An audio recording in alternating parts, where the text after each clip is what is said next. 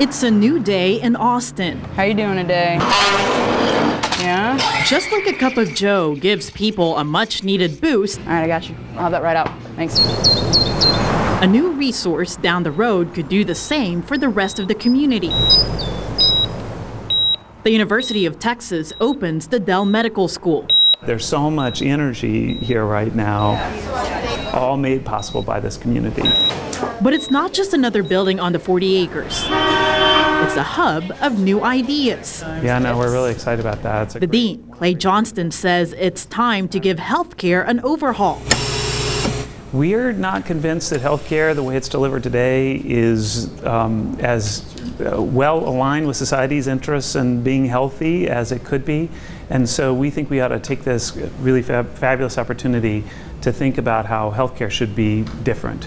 By different, Johnston wants his students to learn how to look at their patients as a whole, to look at their lifestyle while using other resources to their care. So some of the things that physicians do today can be done by other types of practitioners, nurses, social workers, pharmacists, and many of those practitioners could actually do a better job because they're focused on drugs and their side effects. They're focused on, you know, how a family can help to care for a patient. And then there's some things that physicians can do particularly well, and they don't have time for it. And students won't learn that buried in science books.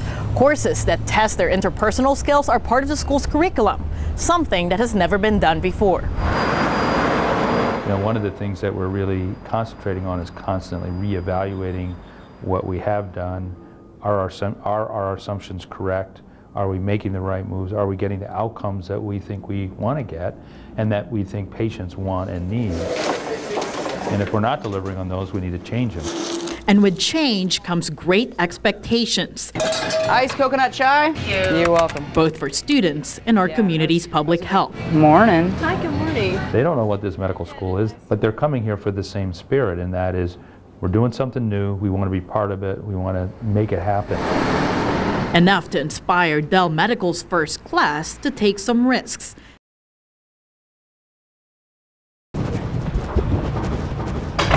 Hi, Dr. Maxwell. How's it going? It's a typical day for Dr. Uju Nameka.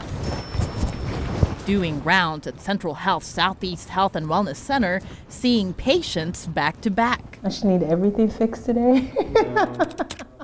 The medical resident says it's not the number of patients that's keeping her busy. I'll fill out this form, we'll call you in 5 days. Most of them are regulars. It's a social problem, right? A problem that Dell Medical School hopes to change through its unique curriculum designed to keep patients out of the hospital. We have no barriers. We're starting from scratch.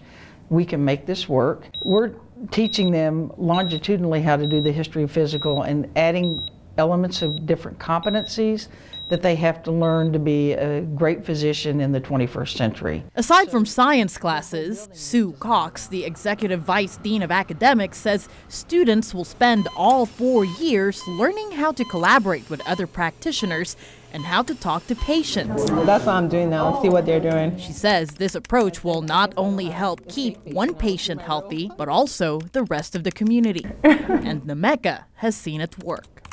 The places I've rotated, the most successful people are the ones that we could get more than just the doctor being involved in their care. While taking care of the community's health is a big part of Dell Medical's vision, it wouldn't be possible without the development of its main asset, its students. I think they're going to be different than every other medical student and be highly sought out for residencies.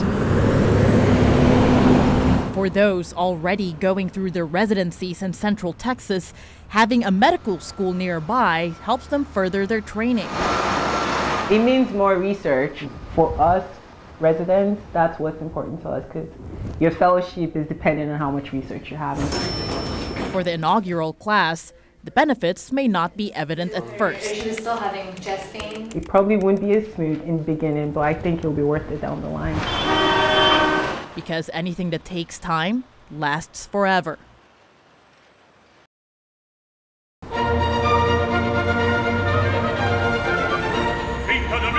While the blueprint for transforming Austin's healthcare is in the eye of visionaries, the complexity of giving it shape remains in the hands of hard hats.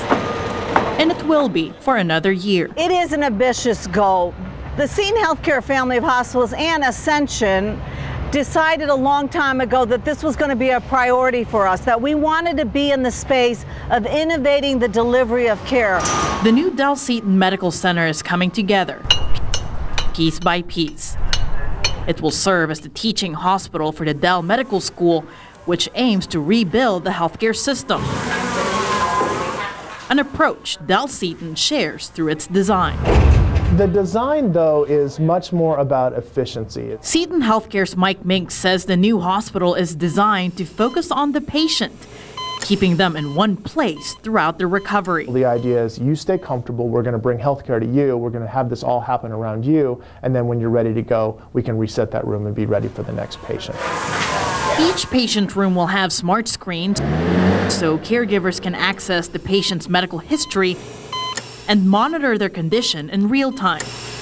The operating rooms will also be bigger, equipped with cameras that will allow medical students to observe procedures off-site. All of that sounds high-tech, and the community will have full access to it because Dell Seton is replacing UMC Brackenridge, the current county hospital. In case you haven't noticed, the new hospital is smaller than Brackenridge. That sounds counterproductive, especially in a growing city like Austin. But hospital leaders say they did that on purpose. We're betting that we can keep people well and out of the hospital. Dell Seton believes one of the building blocks of a healthier community is to take patients' health beyond hospital walls and into their own hands, but not without guidance. We also want to educate you on how to take care of yourself. We want to engage you in learning about the disease you have. We want to engage your family to help you take care of yourself. Anything that stands the test of time, whether it's a building or an idea, it all starts from the foundation. It's always rush hour in downtown Austin. I have to go.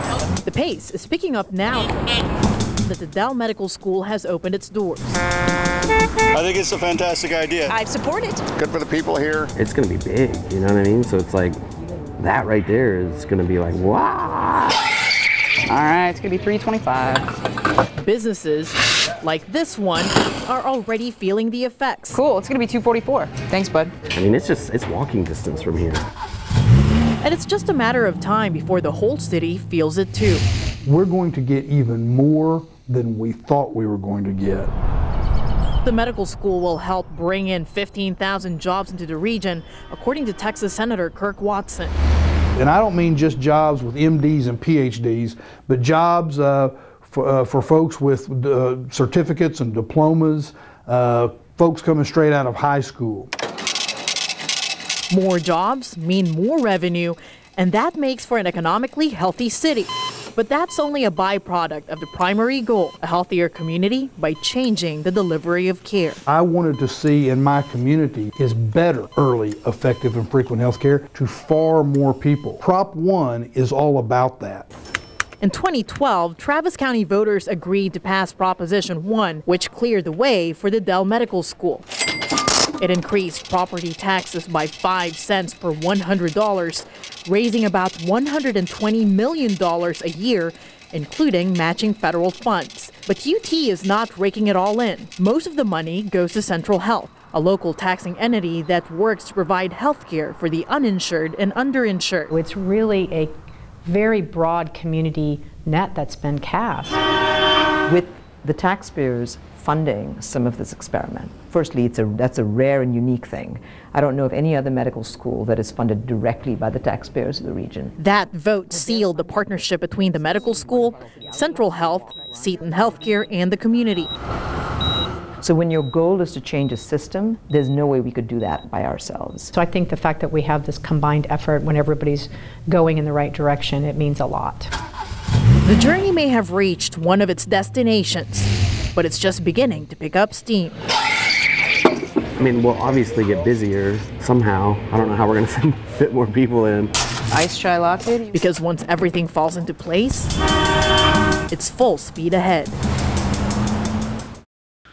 Congratulations to the new students. Each and all of you hold historic positions in this new school by being the first, but we're counting on you. It was a tough decision, but I think that I made the right one. Now it's time to party. I came in at like the perfect time. I was like, oh, a picture, okay. Jack Webb decided to take a chance. So this is our lecture building, huh? I've never been afraid to sort of tinker with things and figure out new ways of doing things. This is really nice. A pioneering spirit he shares with UT's Dell Medical School. When I moved to Texas, I really have fallen in love with it since then. Now that he has been admitted, I like the environment and I like the people. Webb still couldn't wrap his head around the fact that he's one of the chosen few. And you know that there are thousands who would love to be sitting in your seats as you start this. Out of more than 4,500 applicants, only 50 made it in. And just congratulations. Well, at first I couldn't believe it. I remember when I got the call, I was like, really, are you sure? Are you going to send me another call saying we're just kidding? Medical school leaders say students play an important part in accomplishing their vision to change healthcare delivery. And it takes more than brains to do that. We certainly need even more leaders as physicians and people who can think about the system, not just the individual patient encounter. Everybody in my class is excited about being the first. And they saw that in Webb and the rest of the inaugural class. I wanted to have the most positive effect that I could on people's lives, and I thought the best way to do that was with their health. And I think with a focus on population health, you can make a greater impact on more people. So that sort of aligns with the whole reason I got into this, medicine in the first place. The newly established school and the unique curriculum promises opportunities for Webb to take risks. So everyone, they all believe in the mission. And an experience he will share with his professors. There is going to be a lot of trial and error, but that's how you figure out what works and what doesn't. But first, just getting ready for it. This is awesome. Webb is taking it all in before the real work begins. Because I know once it's coming, it's going to be 90 miles an hour, so. The new school, with a dream shared by school leaders, its first class in the community, ushers in a new era at the heart of the capital city.